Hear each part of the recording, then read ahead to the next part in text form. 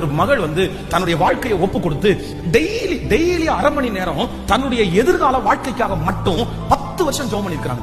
இந்த 10 வருஷத்துல ஒரு நாள் கூட ஜெபம் பண்ணாம இருந்தது. எந்த ஊருக்கு போனாலும், எந்த நாட்டுக்கு போனாலும், எத்தனை மணிக்கு போனாலும் ஒரு நாள்ல அரை மணி நேரம் தன்னுடைய எதிர்கால வாழ்க்கை எப்படி இருக்கணும், என்னுடைய வரப்போற ஹஸ்பண்ட் எப்படி இருக்கணும், அவருக்கு என்னென்ன குணம் இருக்கணும், அவர் எப்படி சர்ச்சில் இருக்கணும், அவர் என்னென்ன ஊழியம் பண்ணணும், எல்லாத்தையும் ஜெப குறிப்புகளை எழுதி வச்சு 10 வருஷம் கண்டினியூவா ஜெபம் பண்ணாங்க. ஆண்டவர் ஒரு திருமணத்தை வாய்க்க பண்ணினார், கல்யாணம் பண்ணிட்டாங்க. கல்யாணம் பண்ணின 3வது நாள் இவங்க என்னென்ன கற்பனை பண்ணாங்களோ, இவங்க என்னென்ன ஜெபம் பண்ணாங்களோ, இவங்க என்னென்ன ஆசைப்பட்டாங்களோ அப்படியே அந்த கணவனார் தலையில இருந்தது. ஆப்போசிட் அப்படியே உடைஞ்சிட்டாங்களாம். 10 years 10 வருஷம் ஜெபம் பண்ணி ஆசைப்பட்டு விருப்பப்பட்டு இப்படி எல்லாம் நான் ஒப்பு கொடுத்து இவ்வளவு ஜெபம் பண்ணி எந்த ஒரு ஜெபத்தை கூட நீங்க கேட்கலையா? ஒரு ஜெபத்தை கூட கேட்கலையா?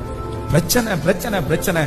அதான் போகும்போது ஆண்டவர் பேசினாரு, நீ ஜெபம் பண்ணது உண்மைதான், நீ ஆசைப்பட்டது உண்மைதான், நீ விருப்பப்பட்டது உண்மைதான். அந்த மாதிரி இன்னைக்கு நீ எடுத்த உடனே மாறலன்னு நினைச்சு நீ ஏன் வருத்தப்படுற?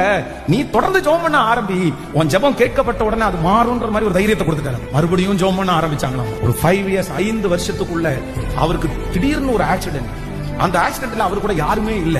அந்த நேரத்துல அந்த கார்ல உட்கார்ந்து, இயேசுவே உங்களை நான் நேசிக்கிறேன், இயேசுவே உங்களுக்காக நான் வாழ விரும்புறேன், இயேசுவே எனக்கு மறு ஜீவனை கொடுங்கன்னு சொல்லி அந்த கார்ல உட்கார்ந்து கத்தி மனம் திரும்பி ஒப்பு கொடுத்து அடுத்த 5 years தாண்டி 10 years என்னென்ன ஜெப குறிப்புகளுக்காக ஜெபம் பண்ணாங்களோ அந்த மாதிரியே கர்த்தருடைய ஹஸ்பண்ட மாத்திட்டாங்க. ஹalleluya. ஆண்டவரே எனக்கு ஒரு கிருபை தாங்க. நான் நினைச்சது, நான் ஆசைப்பட்டது, நான் விரும்பினது, நான் ஓடுனது என் கையில எனக்கு வாய்க்கலனா கூட எனக்கு ஒரு இருதயத்தை தாங்க. நான் ஏற்றுக்கொண்டு இதுலயும் சாட்சியா நிக்கணும்.